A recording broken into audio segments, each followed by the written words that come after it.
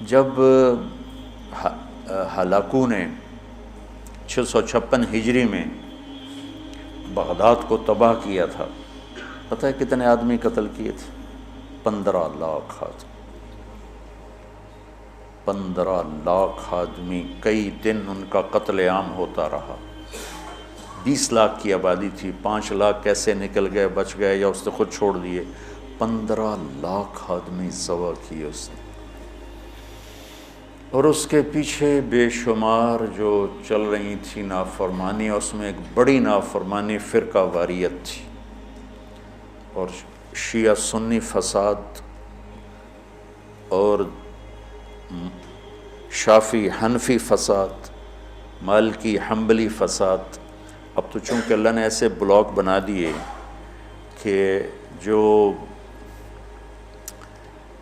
شوافع ہیں ان کا بلاک الگ ہو گیا، احناف کا بلاک الگ ہو گیا، حنبلیوں کا الگ ہو گیا، مالکی افریقہ میں چلے گئے، حنفی وسط ایشیا میں آ گئے، شافعی مشرق بعید میں چلے گئے، حنبلی بلاد عرب میں چلے گئے، تو ان کی آپس میں کوئی وہ پھینک سینگ نہیں پھنستے ہیں۔ لیکن چونکہ شیطان نے تو محنت کرنی ہے، تو اہل السنت والجماعت ہو کر آپس میں اتنے لڑائیاں ہیں، اور مختلف جتنے بھی مکاتب فکر ہیں سب کے آگے مختلف مکاتب فکر ہیں، اور وہ آپس میں نفرتوں تک پہنچے ہوئے ہیں اور بغض تک پہنچے ہوئے ہیں۔ یہی حال بغداد کا تھا، یہی حال بغداد کا تھا۔ اللہ مجھے بڑے بول اور دعوے سے بچائے۔ بچوں، تاریخ پڑھے بغیر دین سمجھ میں نہیں آتا پوری طرح۔ آدمی عبرت نہیں لے سکتا، سبق نہیں لے سکتا، صرف فقہ میں گم ہو کر ایک عجیب قسم کی وہ مخلوق بن جاتا ہے۔ پورا قرآن سامنے ہو، پوری نبی کی سیرت سامنے ہو، تاریخ سامنے ہو، تو فیصلہ کرنا آسان ہوتا ہے۔ بغداد کو تحت کر دیا ہلاکو خان نے، کہ اس کے پیچھے بڑا سبب یہ آپس کے روزانہ مناظرے ہوتے تھے۔ 317 ہجری میں، 317 یعنی ابھی خیر القرون ختم ہوا ہی تھا، بغداد میں حنبلی اور غیر حنبلی مناظرے میں اس قدر فساد ہوا کہ سینکڑوں آدمی قتل ہو گئے، ایک دوسرے کی جان کے ایسے درپے ہوئے۔ دونوں طرف سے اہل سنت ہیں، لیکن ایک دوسرے کی گردنیں اڑا دی، اور یہ عام ہونے لگا۔ تو اللہ تعالیٰ کی طرف سے وہ عذاب بن کر آیا 656 ہجری میں۔ اس نے سارے بغداد کی اینٹ سے اینٹ بجا دی، اور ساری کتابیں اٹھا کے دریائے دجلہ میں ڈال دی۔ دریائے دجلہ کا پانی 1 مہینے سیاہ ہو کے بہتا رہا، اتنی کتابیں اس نے ڈال دی۔ اور اللہ نے ایسا رعب ڈال دیا مسلمانوں پر کہ 40 آدمی کھڑے ہوئے ہیں، اور ایک تاتاری مغل کہتا ہے سارے یہیں کھڑے رہو، میں تلوار لے کے آ کے تمہیں قتل کرتا ہوں۔ اس کے ہاتھ میں تلوار بھی نہیں ہے، وہ تلوار لینے جاتا ہے، وہ 40 وہیں کھڑے ہوئے ہیں، بھاگتے بھی نہیں ہیں، واپس آ کر 40 کی گردن اڑاتا ہے۔ میں مستند کتابوں سے البدایہ سے آپ کو بتا رہا ہوں۔ اللہ کے نبی نے 4 دعائیں مانگی، مسجد اجابہ، اب وہ حرم میں شامل ہو گئی، توڑ دیا اس کو۔ مدینہ میں، یا اللہ میری امت پہ تیرا ایسا عذاب نہ آئے جو انہیں ختم کر دے۔ اللہ نے کہا قبول ہے۔ یا اللہ ان پر کوئی زمینی ایسا عذاب نہ آئے جو انہیں ختم کر دے۔ اللہ نے فرمایا قبول ہے۔ یا اللہ ان پر کوئی دشمن ایسا نہ آئے جو انہیں مٹا دے۔ اللہ نے فرمایا قبول ہے۔ یا اللہ ان میں آپس میں اختلاف نہ ہو۔ تو اللہ نے فرمایا نہیں میرے محبوب، یہ قبول نہیں، اختلاف ہوگا۔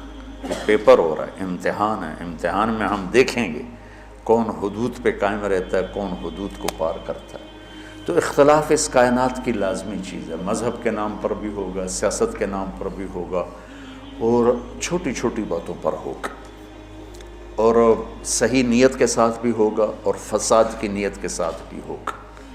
تو جب میرا اللہ کہہ رہا ہے اختلاف ہوگا، پھر کہہ رہا ولا تفرقوا، دیکھو تم اختلاف کرو لیکن فرقہ واریت کا شکار نہ ہو۔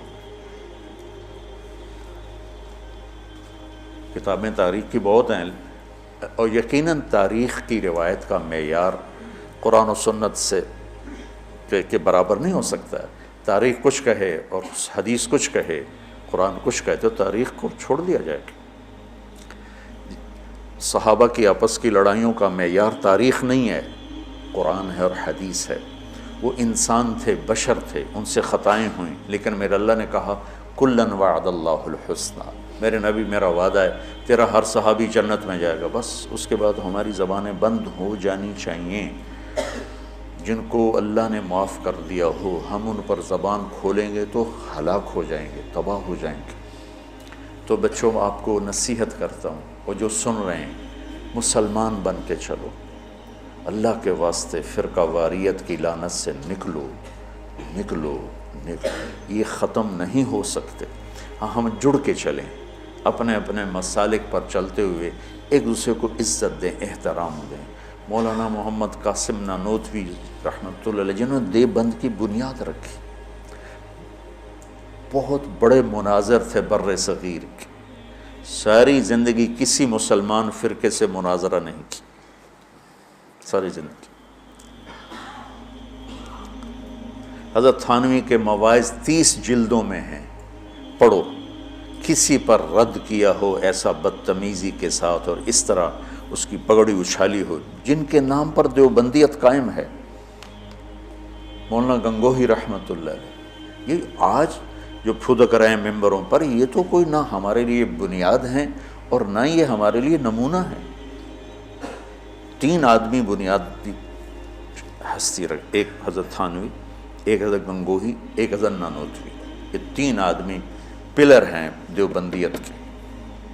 دیکھو انہوں نے کس طرح، اگر کہیں کسی کا رد بھی کیا ہے تو ایسے نہیں کیا کہ انسانیت سے گرا ہوا کلام ہو یا لہجہ ہو یا گفتگو ہو۔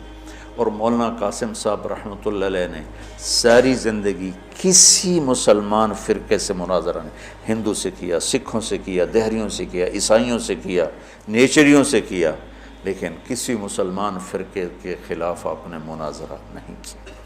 تو میں تمہیں نصیحت کرتا ہوں، امت پہلے ٹوٹی پڑی ہے، دین کا کام کرنا ہے تو وہ کرنا جو تبلیغ والے کر رہے ہیں، کہ سب کو جوڑ رہے ہیں، سب کو محبت کا پیغام دے رہے ہیں۔ اگر منفی کام کرنا ہے تو گھر بیٹھ جانا، یا ہم سے تعلق توڑ دینا، ہماری نسبت ہمیں واپس کر دینا، پھر جو تمہاری جی میں آئے کرتے رہنا۔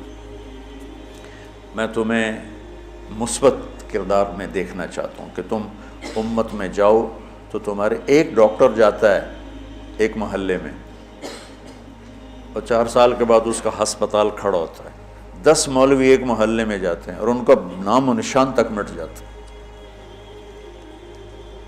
ایک جعلی حکیم بیٹھ جاتا ہے اور اس کے مریضوں کا رش لگ جاتا ہے۔ جعلی پیر بیٹھ جاتا ہے تو تعویذ لینے والے کو لائن لگی ہوتی۔ اور ایک اچھے مدرسے کا پڑھا ہوا بچہ اپنے ماحول میں جاتا ہے اور وہ کوئی اثر ہی نہیں چھوڑتا۔